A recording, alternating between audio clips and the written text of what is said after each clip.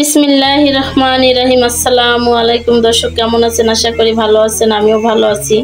দেশ ও দেশের বাইরের থেকে যারা আমার এই ভিডিওটা দেখতেছেন অবশ্যই তাদেরকে আমার রান্নাঘরে স্বাগতম।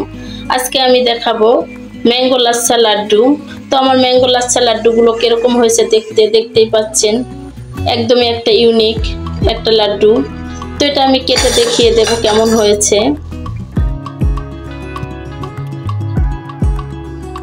ভিতরটা একদমই সফট নরম, দেখতে পাচ্ছেন কত সুন্দর হয়েছে লাড্ডুটা।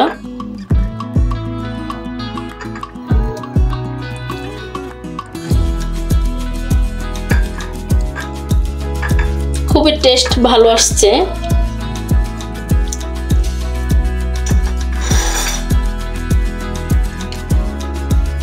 তো এটা বানাতে কি কি উপকরণ লেগেছে চলুন দেখি। আজকে আপনাদের সাথে আমি শেয়ার করব ম্যাঙ্গো লাচ্ছা লাড্ডুর রেসিপি, একদমই ইউনিক রেসিপিটা। আমি এখানে 5টা আম নিয়ে নেব ম্যাঙ্গো লাচ্ছা লাড্ডুর জন্য। আমি এখানে 5টা আম নিয়ে নিয়েছি। এখানে আমি ফুল ক্রিম লিকুইড দুধটা নিয়েছি, অবশ্যই ফুল ক্রিম নিতে হবে। এখানে আমি লাচ্ছা সেমাই নিয়েছি, তিল সাদাটা নিয়েছি এবং চীনাবাদাম, কাজু বাদাম, কাঠবাদাম নিয়েছি, কিশমিশ নিয়েছি, গুঁড়া দুধ নিয়েছি, আমি ঘি নিয়েছি, প্রয়োজন মতো ব্যবহার করব। এখানে আমি 3 টেবিল চামচ লেবুর রস নিয়েছি। আমার সাথেই থাকুন। আমি এখন বাদামটাকে রোস্ট করে নেব। আমি এখন 3 রকমের বাদামটাই রোস্ট করে নেব।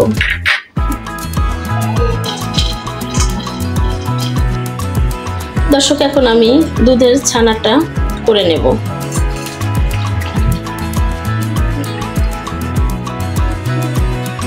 আমি এখন এই লেবু রসটা 2 ভাগে দিয়ে দেব। এখন খুব সুন্দর করে আমি এটা নেড়ে নেব। আগে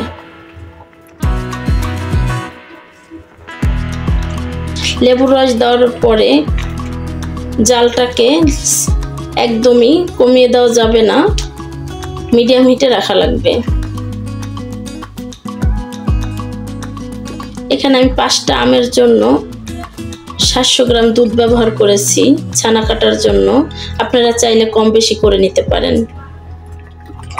হয়ে গেল, দেখতেই পাচ্ছেন দর্শক, আমার ছানাটা কাটা হয়ে গেছে। যখন দেখবেন যে সবুজ লাইট একটা কালার চলে আসছে পানির, তখনই আপনাদের বুঝে নিতে হবে যে ছানাটা একদম পারফেক্টভাবে হয়ে গেছে। তো আমার ছানাটা হয়ে গেছে। এখন আমি এটা নামিয়ে ফেলবো। আপনারা যদি চান যে না আরো অনেকক্ষণ রাখবো, সেই ক্ষেত্রে এটা একদমই ভুল ধারণা হবে, তাহলে ছানাটা শক্ত হয়ে যাবে। আমি ছানাটা ঢেলে দিয়েছি, দেখতে পাচ্ছেন যে কত সুন্দর ছানাটা আমার কাটা হয়েছে। খুবই সুন্দর হয়েছে ছানাটা। ম্যাঙ্গোর পিউরিটা করা হয়ে গেছে। এখানে আমি একটা প্যান বসিয়ে দিয়েছি। এখন আমি প্যানে কিছুটা ঘি দিয়ে দেব। ঘিটা গলে গেছে। এখন আমি পিউরিটা দিয়ে দেব। আমার পিউরিতে কি কি দেওয়া লাগবে আমি পরের স্টেপে দেখিয়ে দেব। পিউরিটা আমি দিয়ে দিয়েছি। এখন আমি এটা নেড়ে নেড়ে আমি সম্পূর্ণ পিউরির যে পানিটা আমি এটা শুকিয়ে ফেলবো। এটার ভিতরে যে উপকরণগুলো যাবে সেটা আমি পরের স্টেপে দেখিয়ে দেব। দেখতে পাচ্ছেন দর্শক, কত সুন্দর একদম শুকিয়ে গেছে। এখন আমি একে একে সবগুলো উপকরণ দিয়ে দেব। আমি এখন দিয়ে দেব সেমাইটা।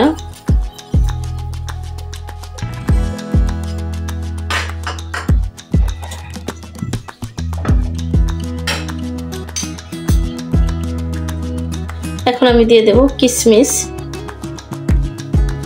আমি দিয়ে দেব চিনি। এখন আমি দিয়ে দেব ছানাটা। এখন আমি দিয়ে দেব কিছু তিল দিয়ে দেব। কিছুটা আমি ডেকোরেশনের জন্য রেখে দেব। আমি দিয়ে দিচ্ছি কিছুটা গুঁড়া দুধ। আমি এখন সব উপকরণগুলো মিলিয়ে নেব। দেখতে পাচ্ছেন খুব সুন্দর করে আমি এটা মিলিয়ে নিয়েছি। এখন আমি দিয়ে দেব রোস্ট করে রাখা কাজু কাঠ এবং চীনাবাদামটা।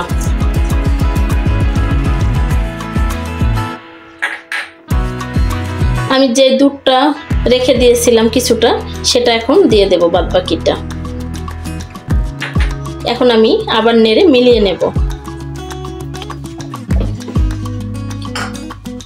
সেমাইটুক যেটুক বাকি রেখেছিলাম সেটুকু আবার দিয়ে দিচ্ছি আমি। যেই পর্যন্ত দেখবেন যে নরম রয়ে গেছে, চুলার জালটাও আপনারা অন রাখবেন এবং সেমাই এবং গুঁড়া দুধ আপনারা ব্যবহার করতে পারেন। কারণ এটা যেহেতু লাড্ডু হবে হাতের মুঠো ভিতরে আপনার মুঠো মুঠো করে, সেই ক্ষেত্রে এটা যেন খুব সুন্দর করে যেন একদম সলিড একটা ডোর তৈরি হয়ে যায়।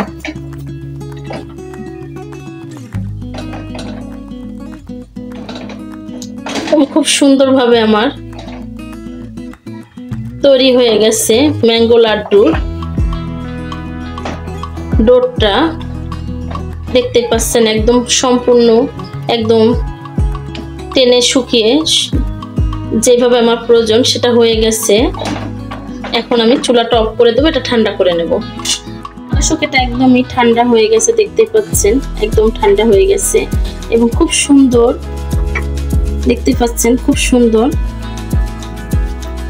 নরম, অথচ হাতে লেগে আসতেছে না, কারণ আমি এটা ঘি ব্যবহার করছি যার কারণে। এবং লাচ্ছা সেমাইটা দেওয়ার জন্য আরো খুব সুন্দর একটা নরম নরম ভাব চলে আসছে। এখন এটাকে আমি লাড্ডুটা হাতের সাহায্যে আমি বানিয়ে নেব। হয়ে গেল আমার লাড্ডু। এরকম ছোট ছোট করে বানিয়ে নিতে হবে। শেপগুলো এভাবে করতে হবে। দেখতে পাচ্ছেন কত সুন্দর শেপ। আপনারা চাইলে 2 হাতের তালু ব্যবহার করতে পারেন, কারণ এটা দরকার হচ্ছে না, যেহেতু এটা খুবই সুন্দর হয়েছে। এটা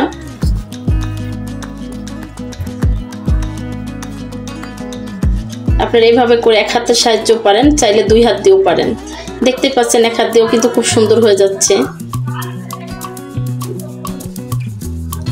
কত সুন্দর শেপগুলো হয়ে যাচ্ছে। তো এভাবে করে একটা একটা করে বানিয়ে নিতে হবে। দর্শক, হয়ে গেল আমার লাড্ডুগুলো শেপ করা। এখন আমি এটা ডেকোরেশন করে নেব।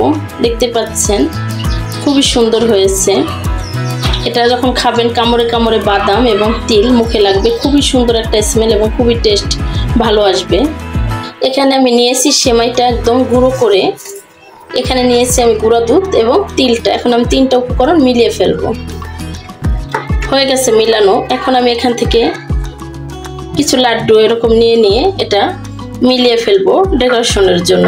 আপনারা চাইলে মাওয়া ব্যবহার করতে পারেন। আমার বাসায় যেটা ছিল সেটা দিয়ে আমি ডেকোরেশনটা করে নিলাম।